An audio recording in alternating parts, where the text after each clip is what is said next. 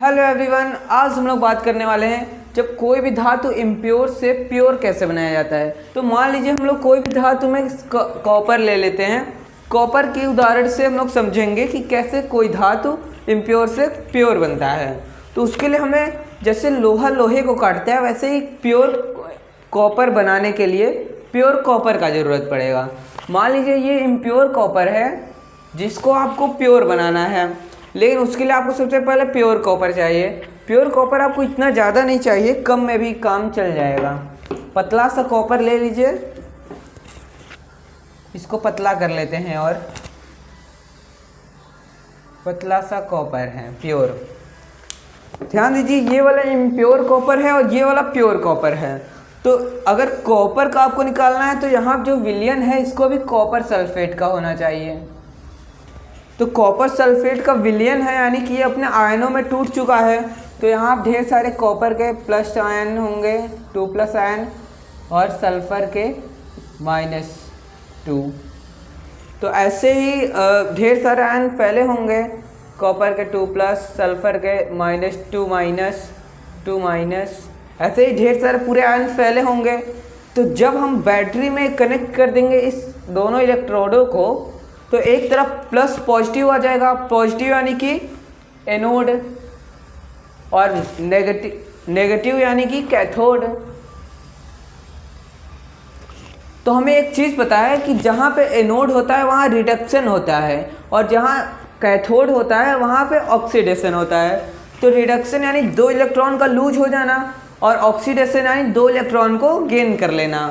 तो यहाँ पे ये जो इम्प्योर कॉपर है वो प्योर कॉपर के साथ कैसे एक्सचेंज होगा हम लोग बताने वाले हैं। एक राज की बात बता रहा हूँ, इसमें होने क्या वाला है, यहाँ का सारा जो कॉपर असली वाला है वो उठ के यहाँ आ जाएगा। अब हम लोग देखते हैं कैसे आएगा। तो सबसे पहले हम लोग बैटरी लगा दिए, करंट बहना चालू हो चुका है। तो एक तरफ पॉजिटिव एक तरफ नेगेटिव। अब यहाँ पे डिडक्शन होगा तो यहाँ पे पहले पॉजिटिव है, हर तरफ पॉजिटिव बना लेते हैं। इधर भी पॉजिटिव, इधर भी पॉजिटिव, इधर भी पॉजिटिव, और इधर नेगेटिव है, negative negative negative negative negative negative negative. तो यहाँ पे जो ये 2+ आयन और -2 आयन है अपने विपरीत आयन्स की तरफ भागेगा। तो जो प्लस वाला है वो माइनस की तरफ जाएगा। तो यहाँ पे आ जाएगा Cu2+, और जो माइनस वाला है वो यहाँ आएगा। तो यहाँ पे आ जाएगा SO4 2+। अब ये एनोड है, यहाँ रिडक्शन करना है। तो SO4 बोलता है कि मैं 2 इलेक्ट्रॉन दे देता हूँ, लेकिन ये जो कॉपर बोलता है नहीं भाई नहीं, तुम मत दो, मैं ही दे देता हूँ। तो बोलता है कि आप रहने दीजिए, हम ही दे देते हैं। तो यही 2 इलेक्ट्रॉन दे देता है। जब Cu 2 इलेक्ट्रॉन दे देगा तो ये Cu बन जाएगा Cu2+। तो यहाँ पे जो Cu है Cu2+ बन जाएगा, और 2 इलेक्ट्रॉन जो है यहाँ से होता हुआ यहाँ से होता हुआ इलेक्ट्रॉन यहाँ से होता हुआ यहाँ आ जाएगा।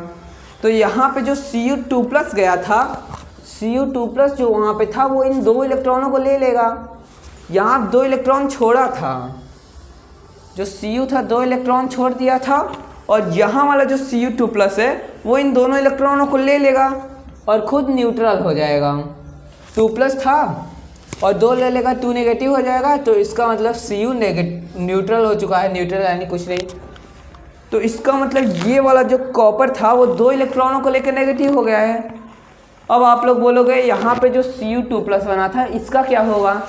तो इसका ये होगा कि ये जो Cu2+ है वो इसी विलयन में घुल जाएगा, और ये विलयन यहाँ पे फिर ये जैसे यहाँ गया था वैसे ही ये Cu2+ भी यहाँ चला जाएगा, और यहाँ पे Cu ऐसे ही बन के, एक बार इसको क्लियर बना देता हूँ।